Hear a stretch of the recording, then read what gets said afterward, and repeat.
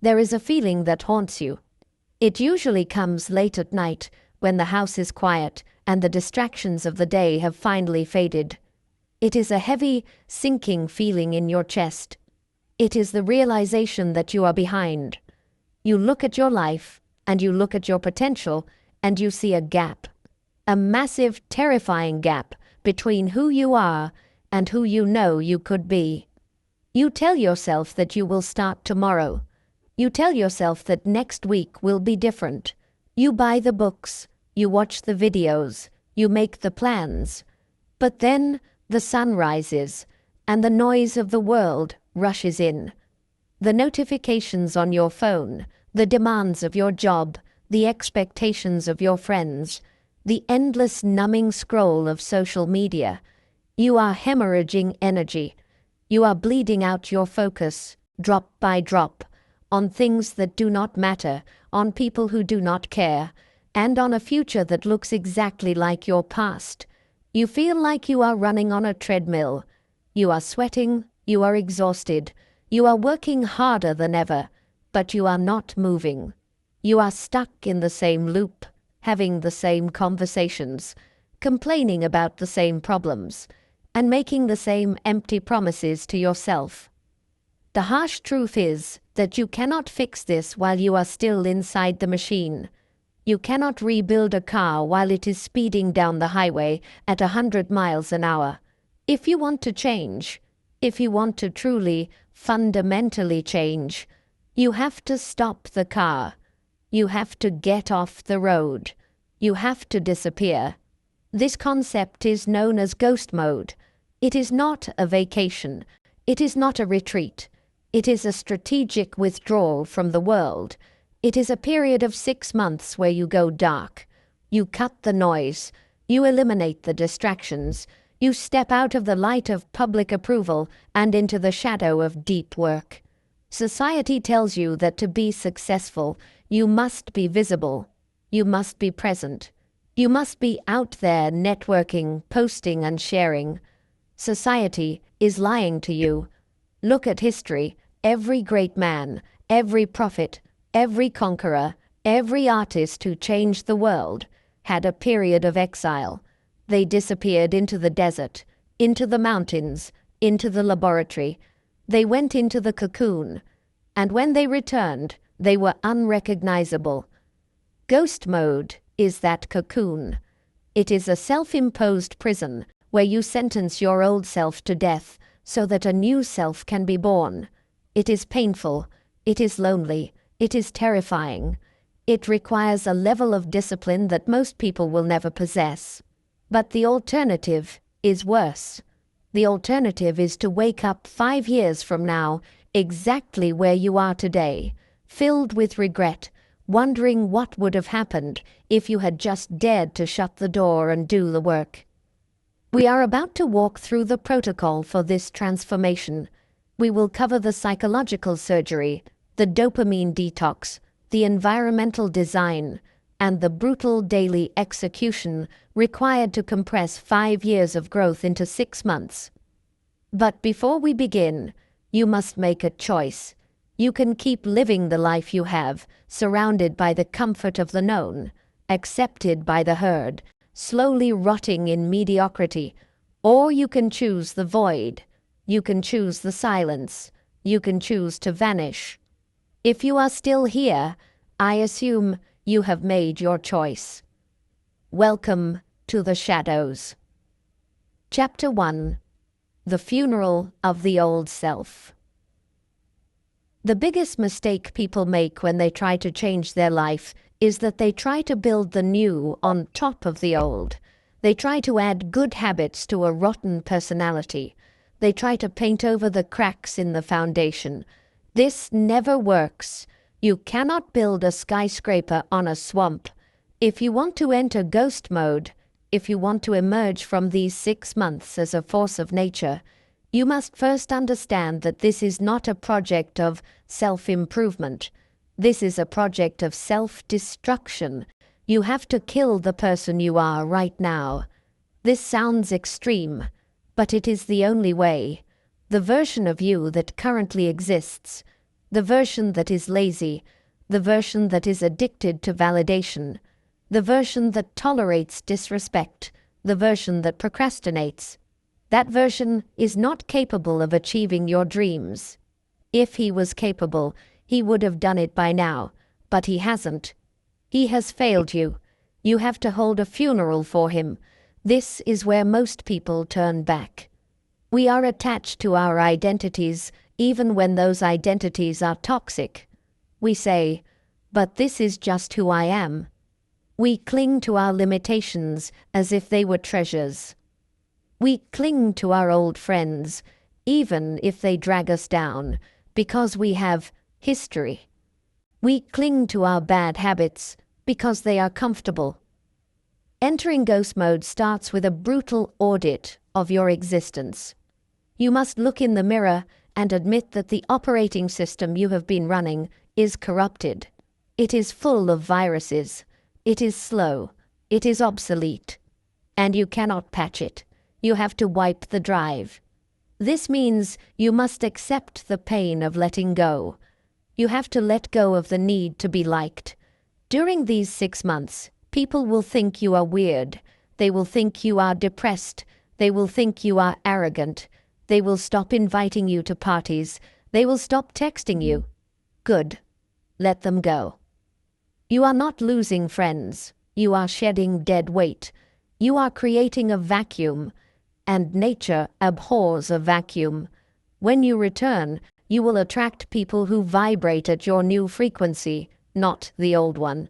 You have to let go of your narratives, the stories you tell yourself about why you can't succeed. I'm not a morning person. I'm not good with numbers. I have anxiety. These are not biological facts. They are scripts written by your old self to justify his mediocrity. In ghost mode, these scripts are burned. You are no longer defined by your past. You are defined only by your actions in the present moment.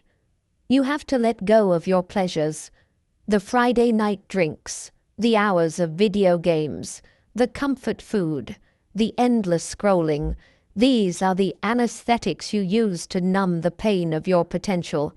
When you take away the anesthesia, you will feel the pain. You will feel the boredom.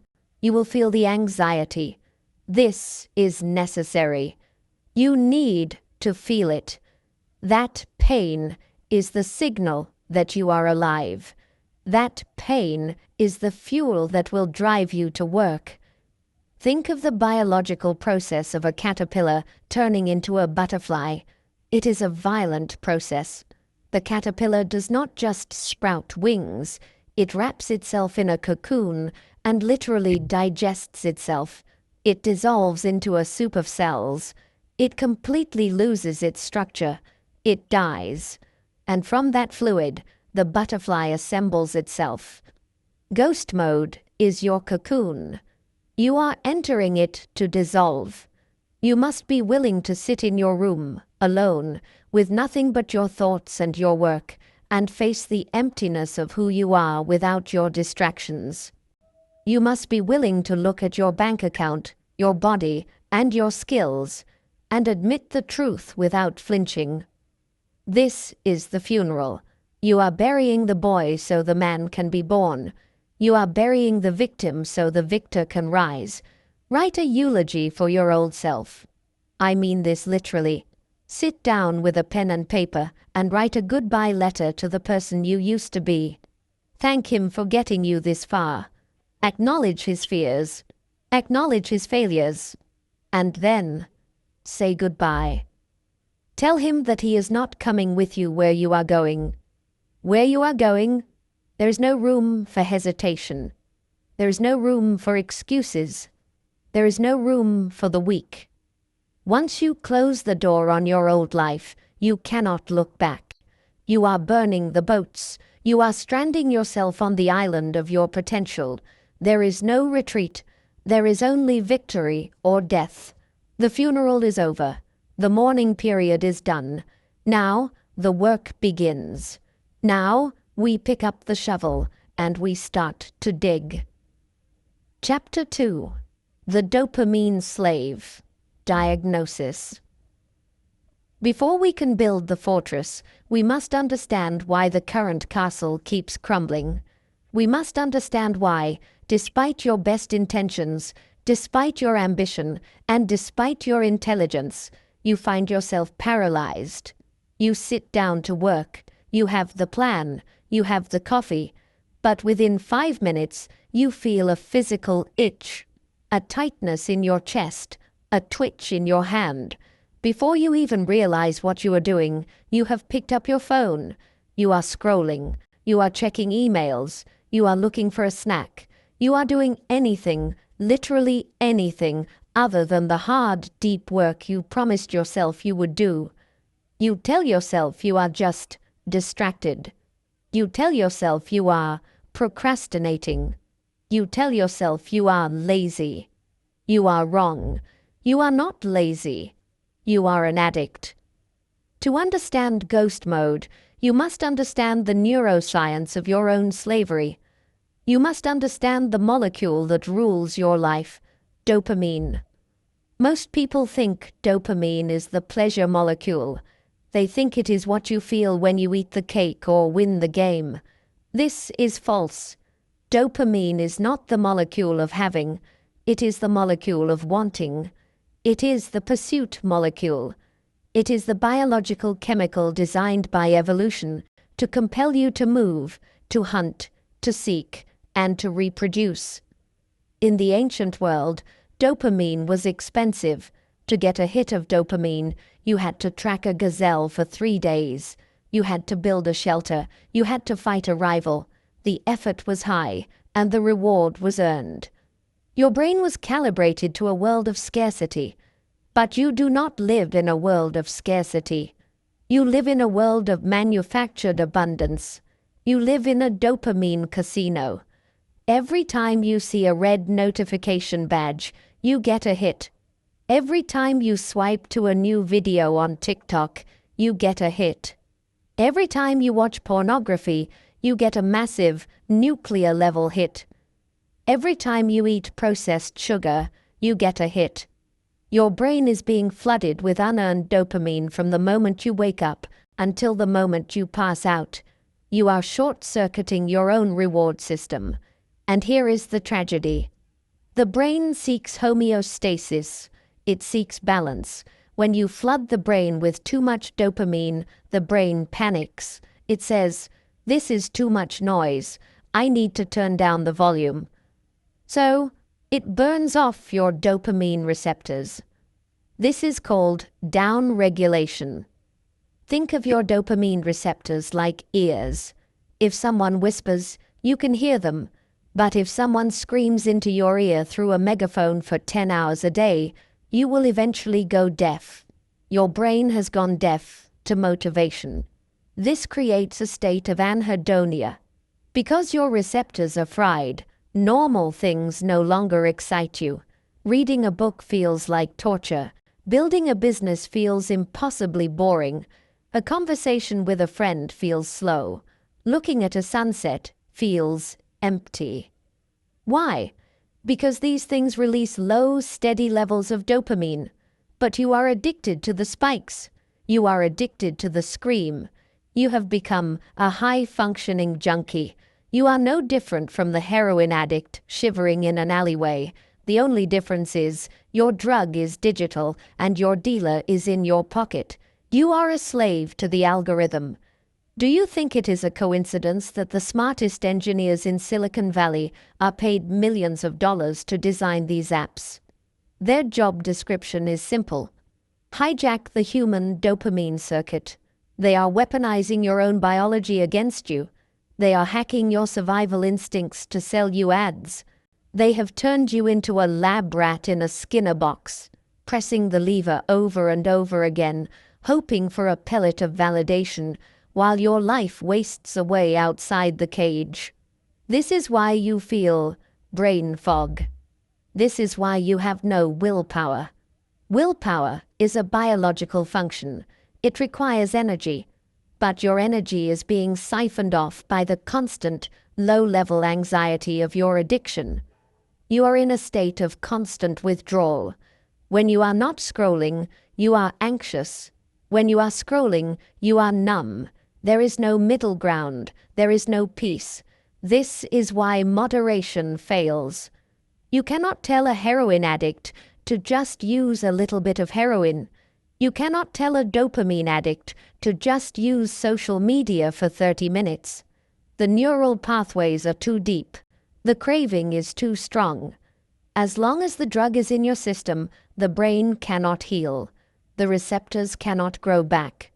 This is the medical justification for ghost mode. Ghost mode is not a lifestyle choice. It is rehab. For the next 6 months, we are going to perform a factory reset on your brain. We are going to cut the supply. We are going to starve the parasite. We are going to remove the superstimuli. No porn, no aimless scrolling, no junk food, no video games. It will be painful. The first 2 weeks will be hell. You will feel bored. You will feel agitated. Your brain will scream at you. It will beg for a hit. It will try to trick you. It will say, just one peek, just one video, just 5 minutes. You must stare into that abyss and say no. You must embrace the boredom. Boredom is not the enemy. Boredom is the medicine. When you are bored, your dopamine receptors start to heal.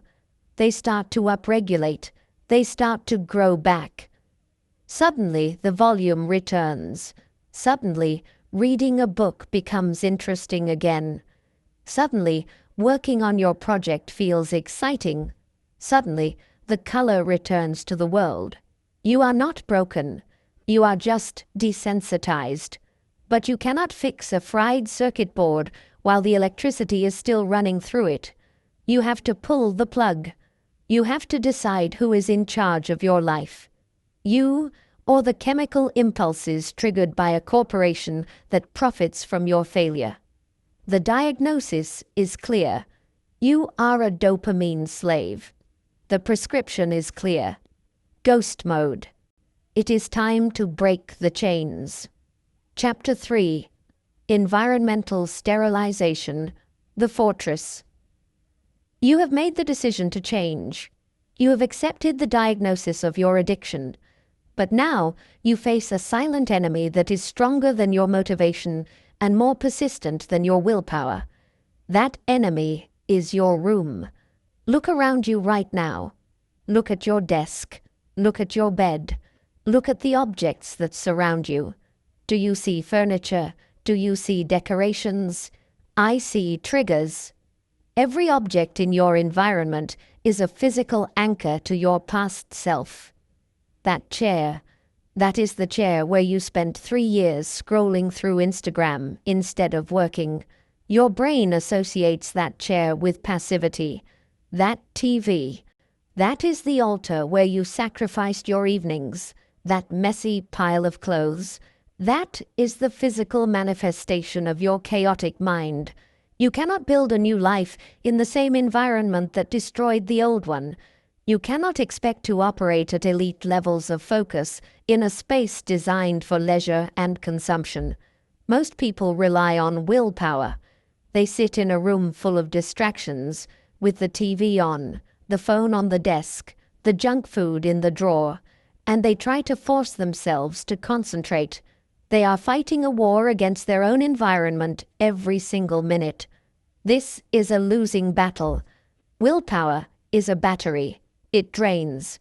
Environment is gravity. It is constant. Eventually, gravity always wins. In ghost mode, we do not rely on willpower. We rely on design. We are going to turn your environment into a fortress of solitude.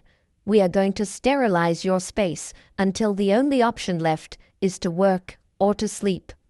This process is called environmental sterilization, and it must be ruthless. Step 1. The purge. You need to grab a trash bag, a big, black, heavy-duty trash bag. You are going to walk through your space like an executioner.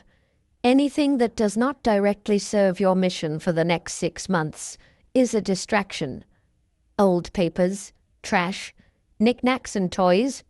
Box them up and put them in the garage. Video game consoles. Unplug them, seal them, hide them, better yet, sell them. You want to create a space that looks like a monastery cell. Minimal, stark, clean. When you look around your room, your eye should not catch on anything. There should be no visual noise. Visual noise creates mental noise. Empty surfaces create a clear mind. Step 2. The friction audit. Human behavior follows the path of least resistance. You do bad habits because they are easy. You skip good habits because they are hard. We are going to invert this. We are going to weaponize friction. If you want to stop checking your phone, do not just put it face down. Put it in another room. Put it in a drawer. Turn it off. Make it physically difficult to access. If you have to stand up, walk down the hall, and open a drawer to get your dopamine hit, you probably won't do it. You have added friction. If you want to read more, put the book on your pillow. You cannot go to bed without moving it. You have removed friction. Step 3. The altar of work. You need a designated space for your deep work. Ideally, a desk.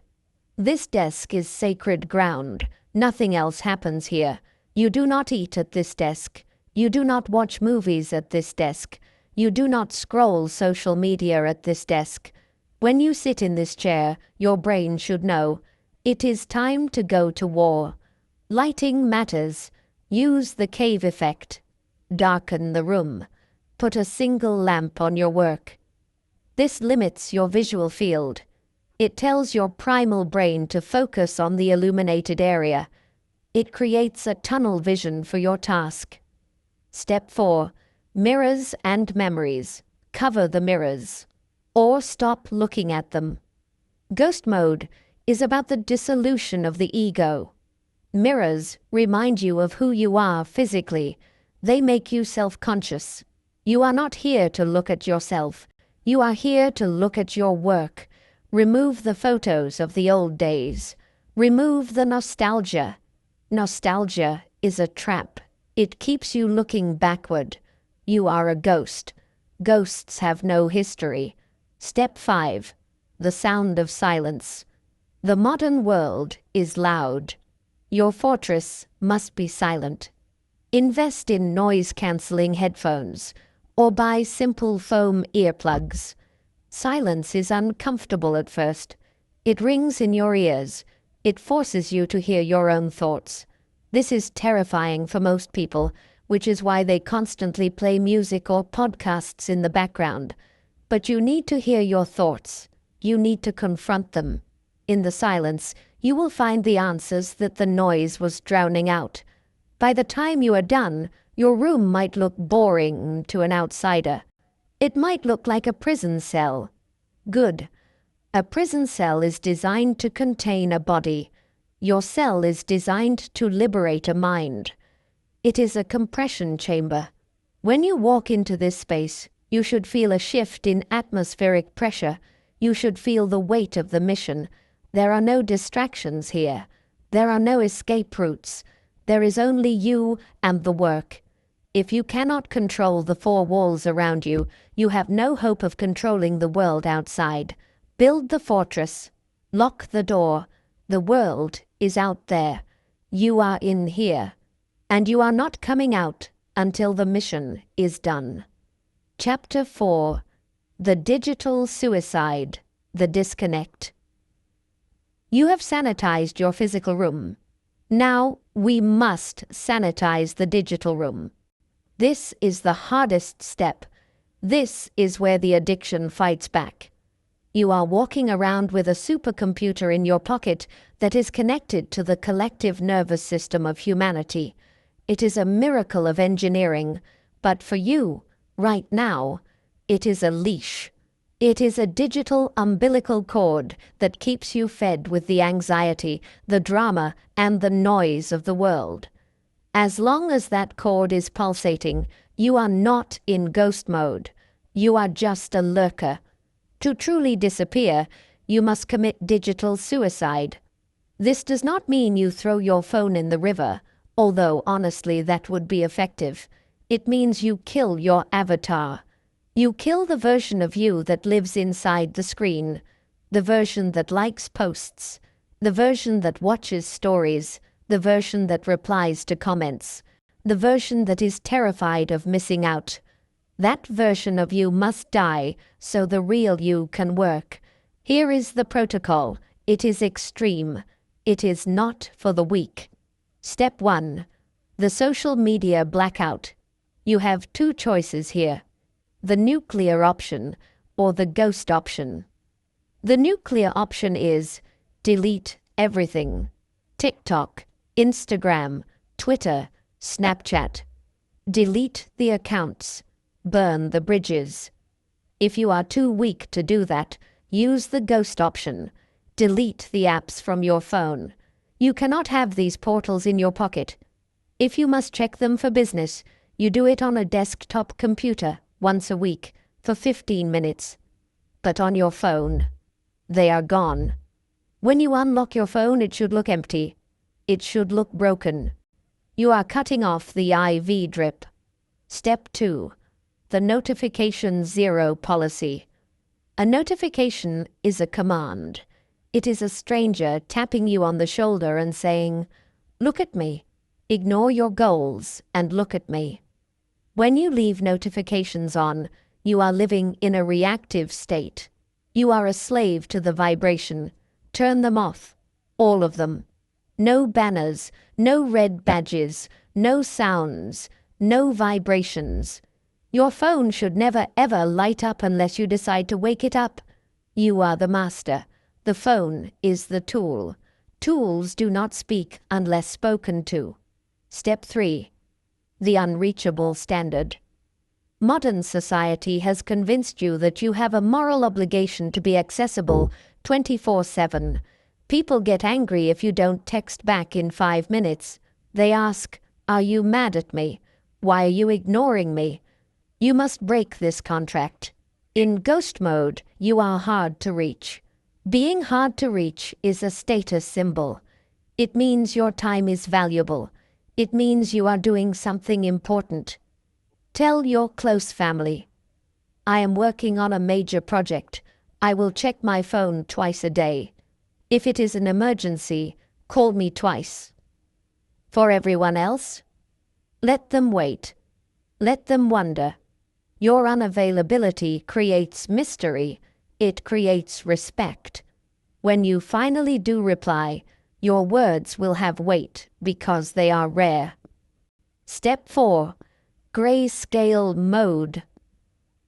This is a tactical hack. Go into your phone settings and turn the screen to grayscale, black and white.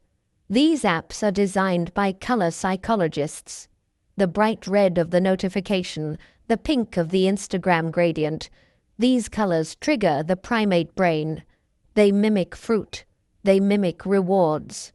When you turn your screen black and white, the magic spell breaks. Instagram looks like a boring newspaper. TikTok looks lifeless. You will look at your phone, feel nothing, and put it back in your pocket. You are making the drug taste like ash. Step 5. Content production versus consumption. During these 6 months, you are forbidden from being a consumer. You do not watch. You do not scroll. You do not comment. You are a producer. If you use the internet, you use it to learn a skill, to research a topic, or to build your asset. You are a hunter, not a grazer. You go in, you get the information you need, and you get out. Do not get caught in the loop. The algorithm is smarter than you. It knows your weaknesses. Do not fight it. Avoid it. The withdrawal. When you execute this digital suicide, you will feel a phantom limb syndrome. You will reach for your pocket and realize there is nothing there. You will feel a spike of panic. What is happening? What is everyone doing? This is the fear of missing out. FOMO. Let me tell you the truth about FOMO. You are missing out. You are missing out on the drama. You are missing out on the fake news. You are missing out on the comparison trap. You are missing out on the mediocrity. But by missing out on that, you are gaining something else. You are gaining presence. You are gaining the ability to sit in a room and actually be there. You are gaining the ability to think a thought from start to finish without being interrupted. You are reclaiming your brain. Your phone is a tool. It is a hammer. You use a hammer to drive a nail, and then you put it back in the toolbox. You do not carry the hammer around, staring at it, stroking it, hoping it will make you happy. That is mental illness. Put the hammer down. Step away from the screen. Welcome back to reality. Chapter 5. The Algorithm of the Day. Strict routine. Chaos is the enemy of execution. Most people live their lives like a leaf blowing in the wind. They wake up when their body decides to wake up. They eat when they feel hungry. They work when they feel motivated. They let the random events of the day dictate their schedule. They are reactive. They are drifting. In ghost mode, you do not drift. You drive. You cannot compress 5 years of work into 6 months if you are operating on a flexible schedule. You need a structure so rigid, so unbreakable, that it holds you upright even when you are exhausted, even when you are depressed, even when you want to quit. We are going to replace your lifestyle with an algorithm. An algorithm is a set of rules that guarantees a result. Input A leads to output B. It does not care about your feelings. It does not care if it is raining. It just executes. Step 1. The victory of the morning. The battle is won or lost in the first 5 minutes of the day. If you hit the snooze button, you have already lost. You have started your day with a failure. You have told your subconscious mind, "My comfort is more important than my mission." You must wake up before the world. Whether that is 4 a.m., 5 a.m., or 6 a.m., it doesn't matter, as long as it is dark. There is a psychological power in waking up while the rest of the world is asleep. It is the golden time. No one is texting you. No cars are honking. The energy of the world is low and still. You feel like you have stolen hours from the universe. You feel a sense of superiority, not arrogance, but a tactical advantage. You are training while the enemy is sleeping. Step 2. The circadian sync. You are a biological machine. You run on solar power. When you wake up, do not look at a screen. Look at light. Go outside. Open a window. Get photons into your eyes. This signals your brain to spike cortisol, the alertness hormone, and sets a timer for melatonin, the sleep hormone, to release 14 hours later. This is not wellness. This is performance engineering. If you control your sleep, you control your energy. If you control your energy, you control your work. Step 3. The deep work block, the meat. Here is the mistake amateurs make. They do the easy stuff first. They check emails. They clean the desk. They warm up. By the time they get to the hard work, their brain battery is at 50%. In ghost mode, you eat the frog. You do the hardest, most mentally demanding task immediately after waking up. This is your deep work block. 4 hours of uninterrupted laser-focused execution on your one thing. From 6 a.m. to 10 a.m., you are a machine. You do not switch tasks. You do not multitask. You burn through the obstacle. By 10 a.m., you have done more than most people do in a week. The rest of the day is just maintenance. Step 4. The no decision protocol. Decision fatigue is real. Every time you have to decide, what should I eat or what should I wear, You burn a unit of mental energy. You need that energy for the mission, so you eliminate decisions. Uniform. Wear the same clothes every day. Buy 5 black t-shirts. Done. Fuel. Eat the same meals every day. Meal prep on Sunday. Chicken and rice. Eggs and oats. Whatever works. You are not eating for entertainment. You are eating for fuel. When you automate the mundane, you liberate the profound.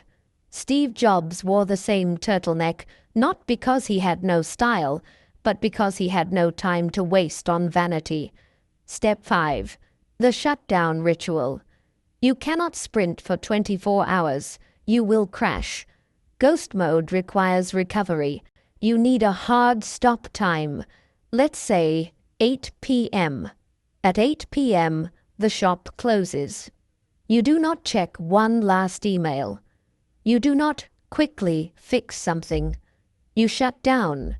You dim the lights. You read fiction to disengage the analytical brain. You stretch. You prepare your mind for the next day's war. If you do not respect your recovery, you will burn out in week 3. We need you to last for week 24. The philosophy of the cage. People will look at your schedule and say, "That looks like a prison. You have no freedom." They are wrong. Discipline is not a cage, it is a key. The person who has no routine is the prisoner. They are a prisoner to their impulses. They are a prisoner to their moods. They are a prisoner to the chaos of the world. When you build a routine, you are building a tank. Inside the tank, you are safe. Inside the tank, you are moving forward. Outside the tank, it is a war zone. Do not negotiate with the algorithm. When the alarm goes off, your feet hit the floor. When the time block starts, the work begins. Feelings are irrelevant. Execution is everything. Chapter 6. The Body as Iron. Bioconstruction. There is a lie that intellectuals tell themselves. They believe that the mind and the body are separate. They believe they can be a brain in a jar, that they can be brilliant, sharp, and effective while their physical vessel rots away in a chair. This is a delusion. Your brain is not floating in the ether. It is biological tissue. It is fed by blood. It is regulated by hormones. It is housed in meat. If the house is crumbling, the tenant will suffer. You cannot have a Tier 1 mind in a Tier 3 body. It is biologically impossible. If your cardiovascular system is weak, your brain gets less oxygen. Less oxygen means brain fog. If your muscles are atrophied, your metabolism slows down. You become sluggish. If you carry excess fat, you are swimming in estrogen and inflammation. You are chemically castrating your own ambition. In ghost mode, training is not about vanity. We do not care if you have a six-pack. We do not care if you look good on the beach. We care about energy. We care about dominance. We are building a war machine. The hormonal advantage. When you lift heavy iron, you are not just breaking muscle fibers. You are signaling your DNA to adapt. You are forcing your body to produce testosterone. Testosterone is not just a sex hormone. It is the hormone of go.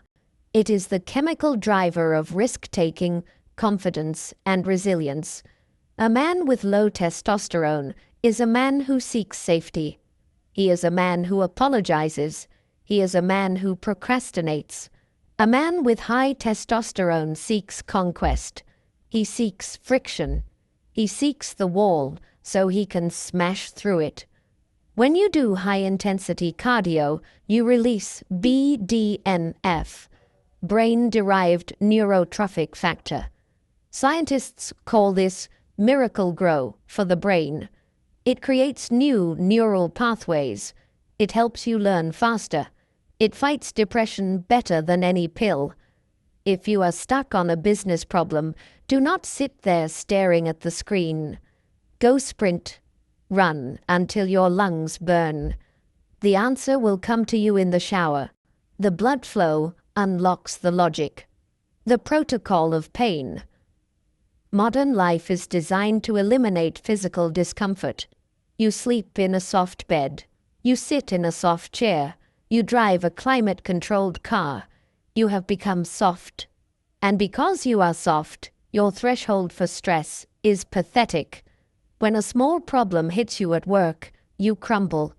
Why? Because you have forgotten what real struggle feels like. The gym is not a beauty salon. It is a pain laboratory. You go there to voluntarily expose yourself to stress. You put a heavy bar on your back. Your legs shake. Your mind screams, "Stop! This is too heavy." And you say, "No. One more rep." This is not just building quads. This is building the callus of the mind. Every time you force yourself to finish a set when your body wants to quit, you are hacking your psychology. You are teaching your brain that feelings are not facts. I feel tired does not mean I stop. I feel pain does not mean I retreat. When you translate this mindset to your business or your studies, you become unstoppable. When the work gets hard, the average man quits because he has a weak relationship with pain. You keep going because you have made friends with pain. You know him. You see him every morning at 6 a.m. under the iron. He doesn't scare you anymore. The vessel. During these 6 months, you will treat your body with the precision of a Formula One pit crew. You do not put garbage fuel in a Ferrari. You do not skip maintenance. You train every single day. No rest days. Some days are heavy lifting. Some days are active recovery, walking, stretching. But you move every day. Sedentary behavior is death. Sitting is the new smoking. Look in the mirror. Is that the body of a man who commands respect? Is that the body of a man who can protect his family? Is that the body of a king? Or is it the body of a slave, soft, hunched over, pale, and weak? Respect is biological. Before you open your mouth, people assess your physical presence. If you look like a victim, the world will treat you like a victim. If you look like a warrior, the world clears a path. Build the armor. Forge the iron. When your body is strong, your mind has no choice but to follow. Chapter 7. Violent Execution. Deep Work. The modern world is obsessed with hustle culture. You see it everywhere. People bragging about working 16-hour days. People sleeping under their desks. People sending emails at 2 a.m. They wear their exhaustion like a badge of honor. They think that suffering is a proxy for success. Let me tell you the truth. Busyness is not a virtue. It is a lack of focus. Being busy is often a form of laziness, lazy thinking and indiscriminate action. You can be the busiest person in the world and still be broke. You can run on a treadmill for 10 years and never leave the room. In ghost mode, we do not hustle. We do not grind blindly. We engage in violent execution. Violent execution is not about how many hours you work. It is about the intensity of the hours you work. It is the difference between a light bulb and a laser. A light bulb disperses energy in every direction. It lights up the room, but it has no power. A laser concentrates energy into a single microscopic point. It can cut through steel. You need to become a laser. The philosophy of deep work. The economist and author Cal Newport coined the term deep work. It is defined as professional activities performed in a state of distraction-free concentration that push your cognitive capabilities to their limit. Most people spend their lives in shallow work. answering emails, attending meetings, filling out forms, chatting on Slack. Shallow work keeps you employed. Deep work makes you wealthy. Shallow work is easy to replicate. Deep work is rare and valuable. During your ghost mode, you are not here to check boxes. You are here to create an asset, a business, a body of art, a software, a skill. These things require deep work. The Protocol 1. The Law of Single Tasking. Multitasking is a lie. It is biologically impossible. Your brain cannot do two cognitive tasks at once. It simply switches between them rapidly. Every time you switch from writing code to checking a text, you experience attention residue. Part of your brain is left behind on the previous task. It takes 23 minutes to fully regain focus. If you check your phone every 10 minutes, you are functioning with a permanent cognitive handicap. You are technically working, but your IQ has dropped by 15 points. Violent execution means one goal, one task, one screen. Everything else is dead to you. 2. The 4-hour ceiling. You cannot do deep work for 12 hours. Your brain will fry. The limit for elite performers, chess grandmasters, virtuoso violinists, top surgeons, is about 4 hours a day. This is your kill window. Do not try to be a hero. Do not try to do 10 hours. Give me 4 hours of pure, unadulterated, ferocious focus. In those 4 hours, you will produce more value than the average office worker produces in a month. The rest of the day is for recovery, learning, and shallow maintenance, but those 4 hours are sacred. 3. Entering the flow state.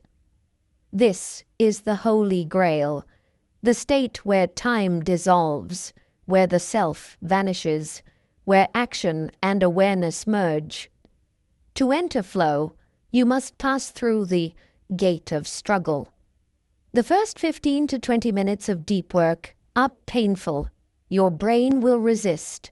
It will crave dopamine. It will feel bored. Most people quit here. They pick up the phone. You must push through the pain barrier. If you stay with the task, if you refuse to look away, suddenly the resistance snaps. You slip into the stream. You are locked in. You are writing pages without thinking. You are solving problems effortlessly. This is where the magic happens. This is where the great work is done. 4th, aggressive output. Why do I call it violent execution? Because you must attack the task with aggression. Don't just write an article, crush the page. Don't just do a workout, destroy the muscle fibers. Passive work leads to passive results. You need a sense of urgency. You need to work as if there is a gun to your head. Set a timer. I have 60 minutes to finish this task. The deadline creates the pressure. The pressure creates the diamond. The sniper versus the machine gunner. The average worker is a machine gunner. He sprays bullets everywhere. Emails, calls, meetings, hoping to hit something. He makes a lot of noise, but he has no precision. You are a sniper. You lie in the grass for hours, silent, invisible, calculating the wind, waiting for the shot. And when you pull the trigger, you do not miss. One shot. One kill. In ghost mode, we do not measure your value by how tired you are. We measure your value by what you have shipped. Did you write the code? Did you edit the video? Did you finish the chapter? If the answer is yes, you win. If the answer is, I was busy, you lose. Stop being busy. Start being lethal. Chapter 8. The Abyss. Psychological Warfare. There is a dirty secret about self-improvement that the motivational videos never tell you. They show the montage, They show the guy waking up early, drinking the raw eggs, running in the rain, and smiling as he builds his empire.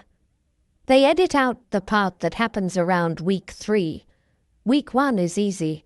You are fueled by adrenaline and the novelty of the new mission. You feel like a superhero. Week 2 is manageable. You are building momentum. But then comes week 3, or week 4. The adrenaline wears off. The novelty fades. The reality sets in.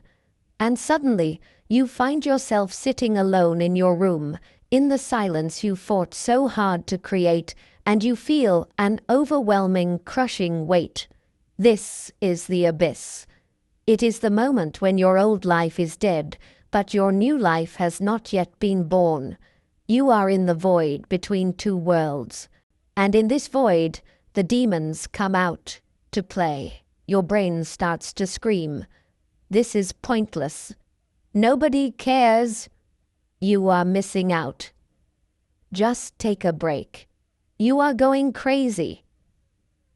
You will feel a loneliness so deep, it feels like physical pain. You will question your sanity. You will look at the ceiling at 2 a.m. and wonder if you made a terrible mistake. Most people hit this wall and they break. This is the filter. This is why 99% of people fail. They want the prize, but they cannot handle the silence. They run back to their friends. They run back to the club. They run back to the scrolling. They run back to the noise because the noise drowns out the doubts. But you are going to stay in the room.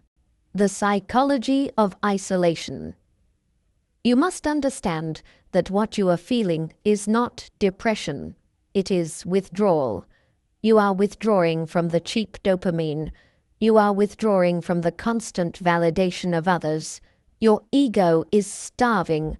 It is throwing a tantrum like a spoiled child, screaming for attention. Do not feed it. In ghost mode, you must become your own therapist. You must become your own best friend. You are entering the dark night of the soul. Every great transformation requires a descent into the underworld. You have to face your own darkness before you can carry the light. The weapon of the pen. When the thoughts become too loud, you do not numb them with Netflix. You trap them on paper. You need a journal. This is non-negotiable. The journal is not a diary for your feelings. It is a war log. When you feel the anxiety rising, open the notebook and write it down. I feel like quitting because I am afraid that. When you write a thought down, you remove it from your head. You objectify it. You can look at it and say, that is just a thought. It is not reality. The ink is the blood of the demons. Bleed them out onto the page. The superpower of solitude. If you can survive this phase, if you can sit in an empty room alone with your thoughts and not crumble, you gain a superpower that makes you dangerous to the rest of the world. You become self-sufficient. Most men are terrifyingly dependent. They need a woman to feel attractive. They need a boss to feel useful. They need a friend group to feel safe. If you take those things away, they collapse. But if you have survived the abyss, you need nothing.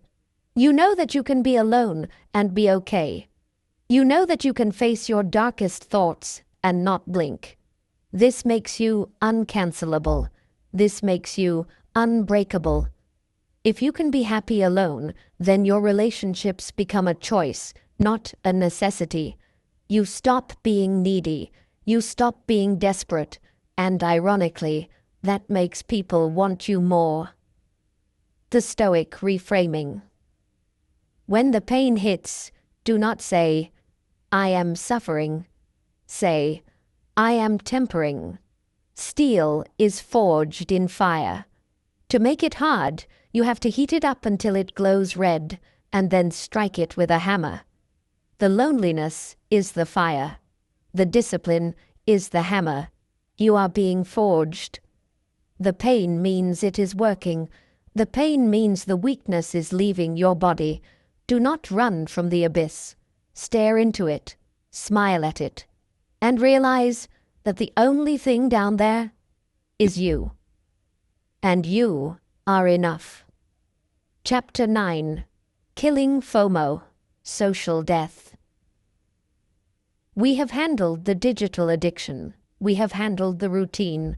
We have handled the internal demons. Now we must handle the external pressure, other people. The hardest part of ghost mode is not the work, it is the guilt. It is the Saturday night when your phone lights up, if you haven't turned it off yet, with a text. Where have you been? Come out tonight. It is the family gathering you have to skip. It is the birthday party you have to decline. It is the feeling in the pit of your stomach that says, they are all having fun without me. They are forgetting me. I am being left behind. This is FOMO, the fear of missing out. And it is the primary reason men stay mediocre. You are biologically wired to care about the tribe. In the Stone Age, if you were excluded from the tribe, you died. So your brain panics when you isolate yourself. It screams, go back to the herd, be safe. But you are not in the Stone Age, and the herd is not keeping you safe. They are keeping you small. To succeed in ghost mode, you must commit social death. You must accept that for the next 6 months, you do not exist to the outside world. You are a ghost. You are a rumor. The lie of missing out. Let's analyze what you are actually missing out on. Close your eyes and picture the night out you are skipping. What is happening? The same loud music, the same overpriced drinks, the same shallow conversations about people you don't care about, the same gossip, the same hangover the next morning. It is a loop. You could disappear for 5 years, come back, and walk into that same bar, and it would be exactly the same. The only difference is that everyone would look a little older and a little sadder. You are not missing anything. You are escaping a sinking ship. The crab bucket theory. When you start saying no, be prepared for hostility. Your friends will not say, good for you, go chase your dreams. They will say, you've changed. You're being boring. You think you're better than us? This is the crab bucket effect. If you put a single crab in a bucket, it can crawl out. But if you put a bunch of crabs in a bucket, whenever one tries to escape, the others will grab its legs and pull it back down. They are not pulling you down because they want to hurt you. They are pulling you down because your escape highlights their imprisonment. If you succeed, it proves that they could have succeeded too, but they were too lazy. You are a walking mirror reflecting their failure. So, they must sabotage you to protect their own egos. The great filter ghost mode is the ultimate filter for your social circle. During these 6 months, you will lose friends. Good. If a friend gets angry because you are working on your future, instead of getting drunk with them, they were never your friend. They were just a drinking buddy. They were using you to fill a void in their own boredom. A high-value friend will understand. They will say, I miss you, but I respect the mission. See you on the other side. Those are the ones you keep. The rest? Let them drift away. You are pruning the dead branches so the tree can grow. Embracing JOMO, you must flip the script. Replace FOMO with JOMO, the joy of missing out. There is a profound, dark satisfaction in knowing that while everyone else is wasting their time, you are building your empire. While they are spending money, they don't have to impress people they don't like. You are sweating in the gym. You are reading. You are coding. You are strategizing. You are playing the long game. They are winning the Friday night. You are winning the decade. The power of scarcity. Understand the laws of economics. Scarcity creates value. When you are always available, when you are always at every party, your presence is cheap. You are always there. But when you disappear, when nobody has seen you for 3 months, you become a mystery. People start to wonder, what is he doing? Where did he go? Your absence creates gravity, and when you finally do re-emerge, your presence will command attention. You will walk into the room with a different energy, the energy of a man who has conquered himself. The price of admission. It is lonely at the top. It is crowded at the bottom. You have to choose which one you want. You cannot have the respect of the masses and the results of the elite. So let the phone ring. Let the invites pile up. Let them talk. Let them think you are dead. In a way you are. The old you is dead, and the new you is too busy to care. Chapter 10. The Obsession. Skill Stacking. You have isolated yourself. You have fixed your dopamine. You have hardened your body. But let's be brutally honest. Being disciplined is not enough. You can be the most disciplined man in the world, wake up at 4 a.m. and take ice baths. But if you do not have a skill, you are just a well-regulated loser. Discipline is the engine, but a skill is the wheels. Without wheels, the engine just makes a loud noise and goes nowhere. The purpose of ghost mode is not just to find yourself, it is to build value. You are withdrawing from the market to upgrade your product, and the product is you. The trap of the generalist. Most men are kind of good at a lot of things. They know a little bit of Photoshop, a little bit of sales, a little bit of writing. They are mediocre at everything. The market punishes mediocrity. The market pays $0 for average. In the modern economy, the winner takes all. The top 1% of coders make 100 times more than the average coder. The top 1% of writers make millions. The rest make nothing. To win, you must stop being a jack of all trades. You must become a master of one. For the next 6 months, you are not allowed to dabble. You are not allowed to explore your passions. You are going to pick one high-value skill, and you are going to become obsessively, dangerously good at it. The monomaniacal focus. The word monomania means exaggerated or obsessive enthusiasm for or preoccupation with one thing. Society calls this a mental illness. I call it the path to greatness. Look at the greats. Kobe Bryant didn't play baseball on the weekends. He played basketball. Elon Musk didn't try to become a chef while building rockets. They had a singular, terrifying focus. You need to choose your weapon. Is it copywriting? Is it coding? Python/Solidity? Is it video editing? Is it sales? Is it day trading? It doesn't matter what it is, as long as it has market value. Do not spend 6 months learning how to basket weave. Pick a skill that solves a painful problem for rich people. Once you pick it, you marry it. For 180 days you breathe this skill. You dream about it. You read every book on the topic. You buy the courses. You practice until your fingers bleed. You go deeper than anyone else is willing to go. While your friends are watching Netflix, you are studying the nuances of your craft. The concept of skill stacking. This is the secret weapon.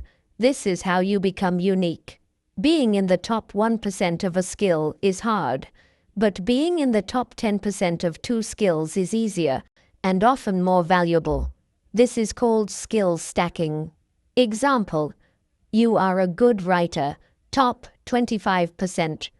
You are also good at finance, top 25%. Suddenly, You are not just a writer or a banker. You are a financial copywriter. There are millions of writers. There are millions of bankers. But there are very few people who can write persuasive sales copy about complex financial products. You have created a monopoly of one. During ghost mode, try to stack two complementary skills. Video editing plus storytelling equals viral content creator. Coding plus design equals front-end developer god. Sales plus psychology equals master negotiator. The economic reality. You do not get paid for your time. You get paid for the difficulty of the problem you solve. If anyone can do what you do, you are disposable. You are minimum wage. If no one can do what you do, you are a luxury. You name your price. Ghost mode is your training camp to become non-disposable. You are taking yourself off the shelf to add features that no one else has. The boring truth. Mastery is boring. Learning a skill is not a movie montage. It is frustration. It is debugging code for 6 hours. It is writing headlines that suck until you write one that works. It is facing your own incompetence over and over again. The amateur quits when it gets boring. The professional realizes that boredom is the gatekeeper. If it were fun, everyone would do it.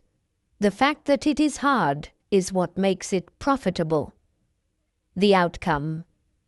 When you emerge from ghost mode, you should not just look different, you should be different. You should carry yourself with the quiet confidence of a man who knows he is competent. Competence is the only real confidence. Everything else is just bravado. Don't come out of the cave with empty hands. Come out holding a weapon. Come out with a skill so sharp that it cuts through the noise of the market like a hot knife through butter. Pick your skill. Become obsessed. Get so good they can't ignore you. Chapter 11. The Art of Silence. Strategic Mystery. There is an old saying in the mafia, a fish with its mouth closed never gets caught. We live in a culture of oversharing. People broadcast every meal, every workout, every thought, and every plan to the world. They treat their life like a reality TV show, desperate for an audience. They believe that announcing their goals is the same as achieving them. In ghost mode, you learn the dark art of silence. You learn to sew your mouth shut. The biological trap of talking. Neuroscience has discovered a fatal flaw in the human brain. When you tell someone your goal, I am going to start a business, or I am going to lose 20 pounds, and they say, wow, that's great. Your brain releases dopamine. Your brain gives you the reward before you have done the work. You feel a sense of satisfaction. You feel like you have already accomplished something. And because you feel satisfied, your motivation to actually do the hard work drops. You have cashed the check before you earned the money. This is why people who talk the most do the least. They are addicted to the cheap high of the announcement. In ghost mode, you deny yourself this drug. You do not tell anyone what you are doing. You do not post day 1 of the grind on Instagram. You do not tell your friends about your big idea. You keep the energy inside. When you don't release the pressure through talking, it builds up. It becomes a burning internal engine. It forces you to act, because acting is the only way to release the tension. The strategic advantage. The fog of war. Sun Tzu, the author of The Art of War, wrote, "Let your plans be dark and impenetrable as night, and when you move, fall like a thunderbolt." If people know your plans, they can sabotage them. Sometimes they sabotage you consciously, enemies, but usually they sabotage you subconsciously, friends and family. They project their fears onto you. Are you sure that's a good idea? That sounds risky. My cousin tried that, and failed. These seeds of doubt are poison. If you are in the early stages of a project, you are fragile. One negative comment can kill your momentum. Silence protects the seed until it has become a tree. Once it is a tree, the wind cannot hurt it. But while it is a seed, you must bury it in the dark. The mystery factor. There is immense power in being unreadable. When you are silent, people become uncomfortable. They project their own thoughts onto you. They assume you are smarter than you are. They assume you are stronger than you are. Silence signals confidence. The weak man chatters because he needs to explain himself. He needs to justify his existence. The sovereign man says nothing because he requires no validation. During your ghost mode, and even when you return, adopt the strategy of strategic ambiguity. When people ask, "What have you been up to?" do not give them a 20-minute presentation. Give them a vague answer. Just working. Focusing on some projects. Keeping busy. Then change the subject. This drives people crazy. They want to know where you fit in the hierarchy. By refusing to give them the data, you disrupt their ability to judge you. You remain a wild card. The evil eye. Whether you believe in the spiritual concept of the evil eye or not, the psychological reality is undeniable. Envy is real. When you announce a win, you trigger envy in others. Even people who love you will feel a twinge of jealousy if you are rising while they are stagnant. Why invite that negative energy? Why paint a target on your back? Build in the shadows. Let the results speak. Results have a loud voice. A Ferrari doesn't need to rev its engine to be noticed. Its presence is enough. A six-pack doesn't need to be explained. A bank account doesn't need to be discussed. The grand reveal. The only time you are allowed to speak is when the work is done. Not in progress. Done. Launch the product. Post the transformation photo. Sign the contract. Then, and only then, do you break the silence. And you don't break it with a scream. You break it with a whisper. Here is what I did. The shock value of a sudden, unexplained success is powerful. It creates an aura of competence. People will think, he did all that without saying a word? What else is he capable of? Action. Step. For the rest of this protocol, practice the 2-second pause. When someone asks you a question about your life, pause for 2 seconds before answering. Think, do I need to share this information? Usually the answer is no. Give the minimum viable answer. Keep your cards close to your chest. Your life is a poker game. Never show your hand until you are ready to take the pot. Chapter 12. The Grand Reveal. Re-entry. The 6 months are over. The clock has stopped. You have survived the dopamine withdrawal. You have endured the loneliness. You have forged your body in the gym and sharpened your mind in the deep work. You are not the same person who walked into that room half a year ago. That person is dead. Now, it is time to open the door. It is time to re-enter the matrix. The Shock and Awe campaign.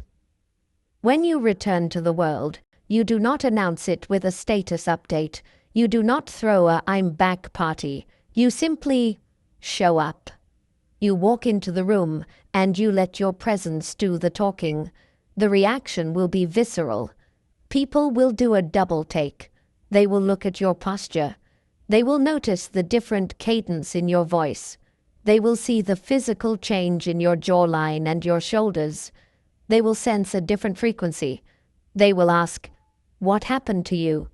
You look different." You simply smile and say, I've been focusing.